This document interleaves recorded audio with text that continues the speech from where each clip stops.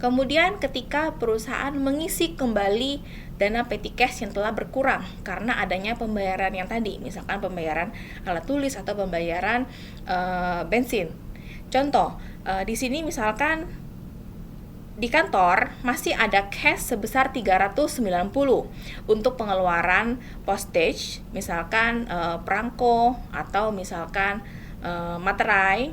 Terus kemudian perusahaan juga mengeluarkan ongkos angkut penjualan, freight out. Terus ada beban lainnya atau miscellaneous expense. Nah, sehingga total beban perusahaan itu sebesar 2.610.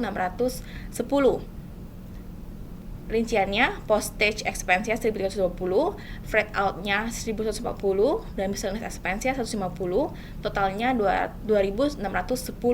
Dan cash on hand perusahaan 390. Nah, artinya perusahaan akan menjurnal postage expense di debit, freight out di debit, miscellaneous expense di debit, pada cash di kredit. Nah, artinya apa? Artinya petty cash perusahaan yang telah berkurang menjadi 390 diisi kembali 2.610 sehingga totalnya menjadi 3.000 kembali.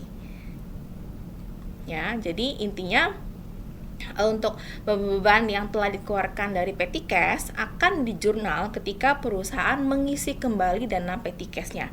Jadi bukan ketika perusahaan mengeluarkan petty cash-nya. Oke, bagaimana apabila ternyata cash-nya kurang? Misalkan untuk postage perusahaan mengeluarkan uang 1.320, untuk freight out 1.140, untuk miscellaneous expense 150. Tapi ternyata cash on hand, petty cash on hand perusahaan adalah sebesar 360. Artinya apa? Ada selisih 30. Ya, karena beban totalnya 2.610, tapi yang dimiliki perusahaan hanya 360. Ya, mungkin ada pembelian yang bondnya hilang atau lupa dimintakan bondnya sehingga tidak ada bukti dan tidak bisa dijurnal gitu.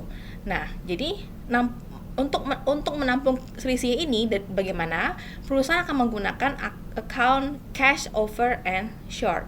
Karena ini kekurangan, maka perusahaan akan mendebit cash over and short. Jadi jurnal yang akan dibawa oleh perusahaan adalah debitnya postage expense, freight out, miscellaneous expense, cash over and short, dan kreditnya cash.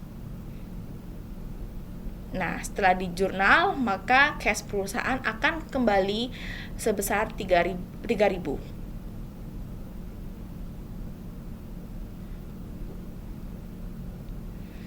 Oke, demikian materi mengenai petty cash. Terima kasih.